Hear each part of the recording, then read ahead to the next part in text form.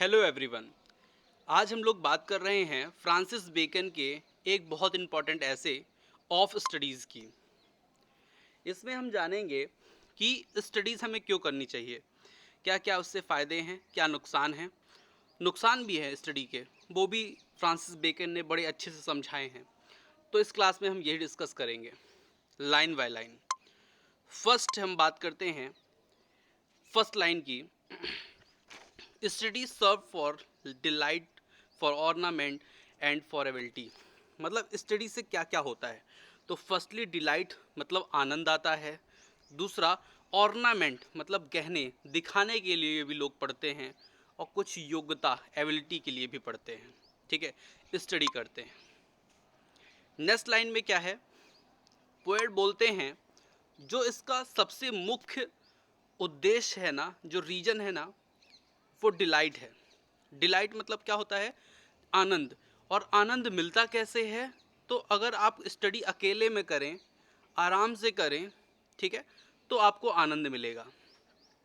अगर आप दिखावे के लिए कर रहे हैं ना, तो किसी के लिए उदाहरण भी बन सकता है या उदाहरण देने के लिए भी हो सकता है। और यदि आप एबिलिटी योग्यता के लिए पढ़ रहे हैं, तो आप निश्चित तौर पे किसी भी व्यक्ति को जज कर सकते हैं, किसी भी काम को आप क्या कर सकते हैं, जज कर सकते हैं बहुत अच्छे तरीके से। नेक्स्ट लाइन पे पोएट कहते हैं for expert man can execute and perhaps जज of particular one by one.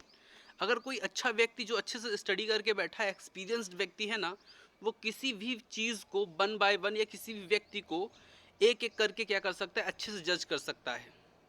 ठीक है, और ये जज कर कैसे सकता है, वो केवल स्टडी के बदौलत।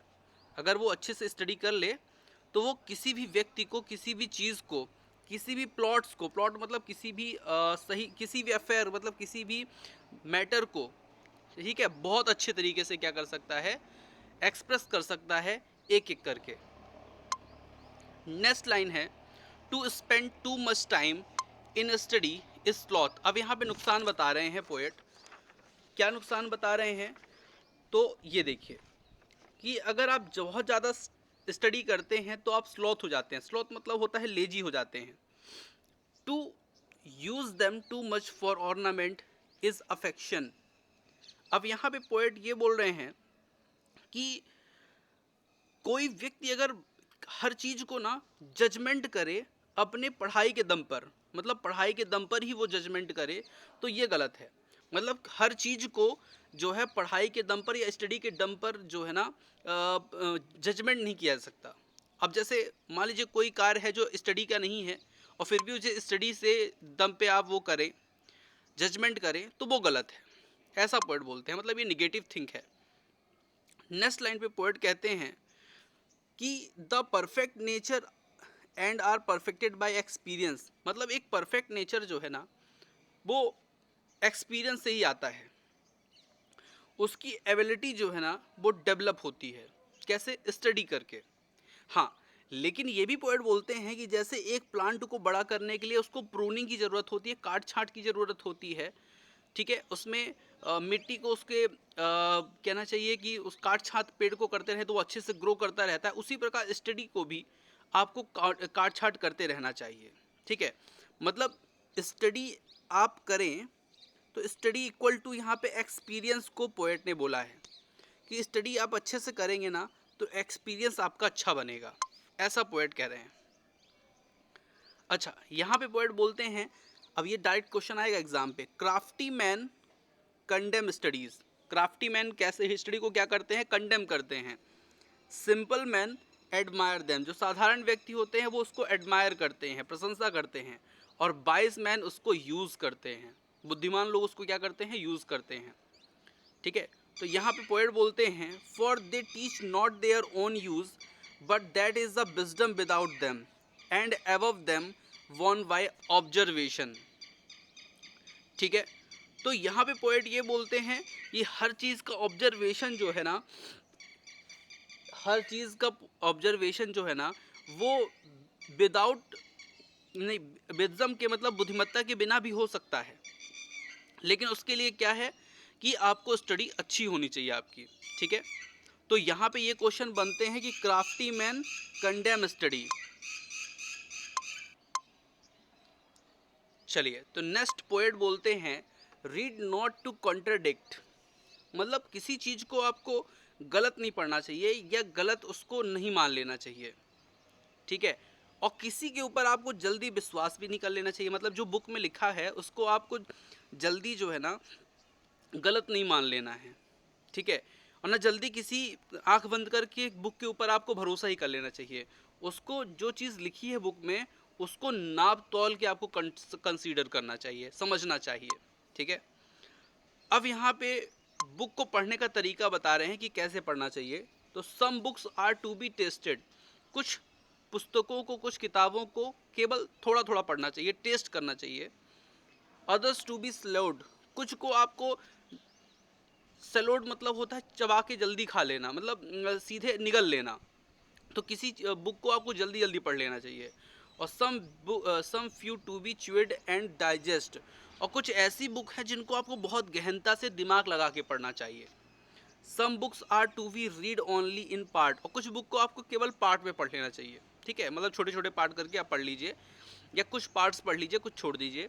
Other we read but not curiously, some few to we read wholly and with diligence and attention, और कुछ को आपको थोड़ा ही पढ़ना चाहिए, ज़्यादा अच्छे से नहीं पढ़ना चाहिए, और कुछ को आपको पूरा दिमाग लगाकर, ठीक है, पूरा अटेंशन के साथ आपको पढ़ना चाहिए, सावधान होकर पढ़ना चाहिए, मतलब कोई चीज़ मिस्टेक ना होने पाए, ठीक है।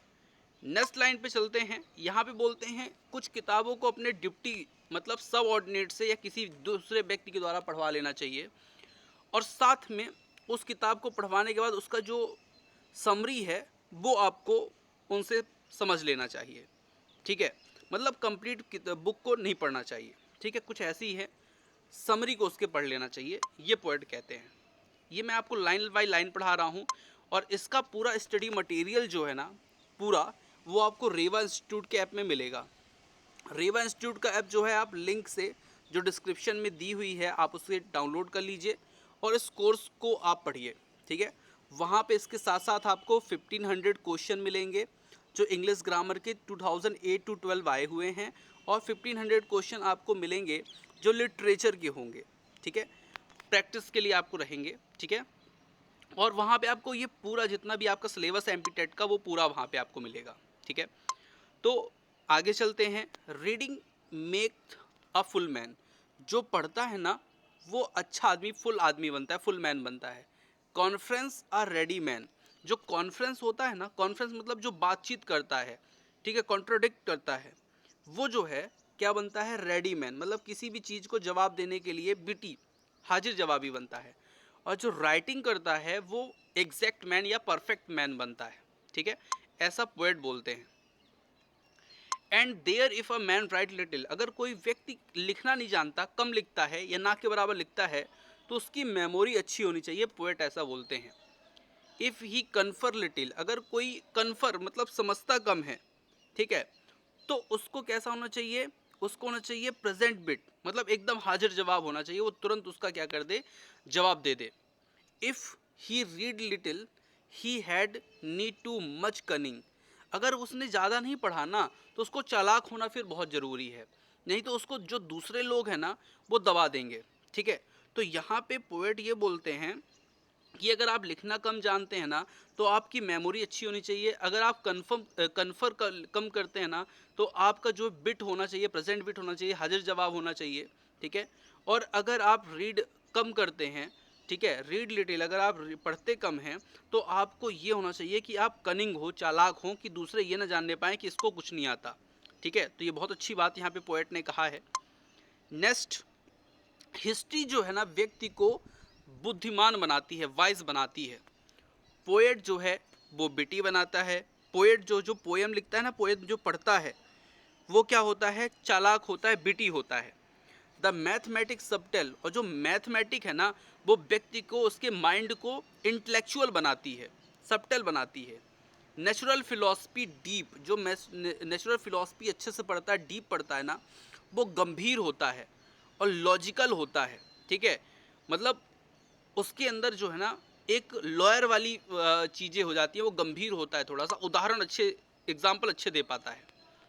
नेक्स्ट, यहाँ पे इस लाइन का मतलब समझना आप लोग, जो जैसा पढ़ता है ना वैसा ही बनता है, ठीक है। मतलब अगर आप जो ऊपर दिए हो सब्जेक्ट है ना, जैसे हिस्ट्री पढ़ेंगे तो आप 22 बनेंगे, तो ये चीज़ पोएट यहाँ पे बोल रहा है, जो जैसा पढ़ता है ना वो वैसा ही बनता है, ठीक है। क्योंकि वो लैटिन शब्द हैं इसलिए आपको मैंने बता दिया। There is no stone and immediate impediment in the bit but may be brought out by fit studies like a disease of the body में, मतलब जैसे बॉडी में कोई भी बीमारी है तो उसके लिए कोई ना कोई एक्सरसाइज बनी हुई है, उसी प्रकार अगर माइंड जो है वो बीमार हो जाए तो उसको क्या करना चाहिए। तो यहाँ पे पोएट बताते हैं कि माइंड को भी कुछ एक्सरसाइज करनी चाहिए। अच्छा, पोएट यहाँ पे बताते हैं कुछ एक्सरसाइज बता रहे हैं। जैसे अगर आप बॉलिंग करते हैं तो वो आपके स्टोन और रेंस के लिए, किडनी के लिए सही होती है। स्टोन मतलब होता है आपका पत्थर, जो क्या बोलते हैं उसको, जो पेट में हो जाता है स्टोन, ठीक है, पथरी, ठीक है। और राइंस मतलब होता है आपका किडनी। तो अगर बॉलिंग आप करेंगे तो ये ठीक रहेगा। अगर आप शूटिंग करते हैं तो लंग्स और ब्रेस्ट के लिए अच्छा रहता है। अगर आप जेंटल वॉकिंग करते हैं तो स्टमक के लिए अच्छा रहता है, और राइडिंग करते हैं तो हेड के लिए अच्छा होता है, ठीक है। और यही क्वेश्चन में आएगा कि राइडिंग किस चीज़ के लिए अच्छी होती है, तो हेड के लिए। वॉकिंग किस लिए अच्छी होती है, तो स्टमक के लिए। तो इस क्वेश्चन, ये सब बहुत अच्छे अच्छे क्वेश्चन हैं, ये सब मैं आपको PDF अवेलेबल करा दूंगा रेवा इंस्टीट्यूट ऐप में, आपके कोर्स में जाके आप लोग पढ़ लीजिएगा। मैंने एकदम बनाया हुआ है बहुत अच्छे से इसको। So if a man's bit be wondering, अगर किसी भी व्यक्ति का दिमाग जो है घूम रहा है, घूमता है, मतलब बहुत ज़्यादा जैसे पढ़ रहे हैं और दिमाग कहीं और चला गया, तो ऐसे व्यक्ति को मैथमेटिक्स पढ़ना चाहिए, ऐसा पोएट बोलते हैं। उसमें जो एग्जाम्पल होते हैं ना वो भटकने नहीं देते, और अगर भटक गया, कॉल्ड वे नेवर सो लिटिल, तो उसको शुरू से स्टार्ट करना चाहिए। अगर वो भटक गया है ना तो उसको शुरू से स्टार्ट करना चाहिए, जिससे फिर से उसका दिमाग सही जगह पे आए। अगर मैथ में आपने 2+2 को 3 लिख दिया तो गलत हो गया, इसका मतलब आपका दिमाग सही नहीं चल रहा, मतलब आपको शुरू से क्वेश्चन करना चाहिए, ऐसा पोएट बोलते हैं। नेक्स्ट है आपका, if he bit we not एब टू डिस्गाइज और find difference let him study the school man. अब यहाँ पे पोएट क्या बोलते हैं कि ऐसे फैक्ट भी देख लेते हैं जो, मतलब एक तो देखिए, अगर कोई व्यक्ति मतलब डिफरेंस नहीं कर पा रहा, डिफरेंस मतलब अंतर किसी चीज़ पे नहीं कर पा रहा, डिफरेंसेस नहीं कर पा रहा, तो उसको स्कूल मैन पढ़ना चाहिए। स्कूल मैन मतलब यहाँ पे फिलॉसफी से है, उसको फिलॉसफी पढ़ना चाहिए। और जो फिलॉसफी है ना वो ऐसी चीज़ जो कोई देख भी नहीं पा रहा ना, उस चीज़ को भी वो देख लेते हैं। जैसे आप लोग नहीं बोलते माइंड रीडिंग वगैरह, तो वो चीज़ हो जाती है कि जो कोई देख भी नहीं पाता वो भी वो देख लेते हैं, ठीक है। तो ये चीज़ है। नेक्स्ट है हमारी line, if he be not एब to beat our matter and to call up one thing to prove and illustrate other. मतलब अगर कोई अच्छा एग्जाम्पल पेश नहीं कर पा रहा है ना, अच्छा एग्जाम्पल नहीं दे पा रहा, तो उसको लॉयर केस पढ़ना चाहिए। लॉयर केस मतलब स्टडी लॉयर केस मतलब होता है, जो लॉयर होते हैं ना वो किसी भी चीज़ को समझाने के लिए एग्जाम्पल बहुत अच्छे देते हैं। तो इसीलिए किसी भी व्यक्ति को अगर उस चीज़ में कमज़ोर है, जो एग्जाम्पल नहीं दे पाता, तो उसको लॉयर केस का क्या करना चाहिए, स्टडी करना चाहिए। वो माइंड को ना बहुत अच्छा बनाती है, ठीक है, एक अच्छा माइंड सेटअप देती है, ठीक है। तो आज के लिए इतना ही। मैं आपको बता दूं, ये कुछ मैंने एग्ज़ाम फैक्ट बनाए हुए हैं, इंपॉर्टेंट फैक्ट अबाउट दिस, ऐसे एग्ज़ाम बेस्ड फैक्ट हैं और यही एग्ज़ाम में आएंगे, ठीक है। ये सब आपको पूरी PDF आपको वहाँ पे मिल जाएगी रेवा इंस्टीट्यूट के ऐप में। बस करना क्या है, आपको सिंपल सा आपको रेवा इंस्टीट्यूट ऐप में जाना है और अपना कोर्स इंग्लिश PGT ले लेना है। इस समय एग्ज़ाम उसमें ऑफ़र भी चल रहा है, ठीक है। इंग्लिश PGT ऐप में, इंग्लिश PGT कोर्स में 100 रुपीज़ का ऑफ़र चल रहा है, ओनली 10 फरवरी तक है। और ये 100 रुपीज़ अगर छूट जाएगा तो 9399 पे आपको कोर्स पड़ेगा। तो जल्दी कीजिए, ऑफ़र का लाभ उठाइए और अच्छी तैयारी करके एक गवर्नमेंट एग्ज़ाम में जाइए, ठीक है। और अगर आप ग्रुप से जुड़ना चाहते हैं, व्हाट्सअप ग्रुप से, तो सिंपल सा व्हाट्सअप ग्रुप में ये नंबर है, इसमें आप नाम लिखिए, प्लेस लिखिए और किस चीज़ की तैयारी कर रहे हैं वो लिखिए, मैं आपको ग्रुप में ऐड कर दूंगा। मिलते हैं नेक्स्ट वीडियो में। Thank you for watching.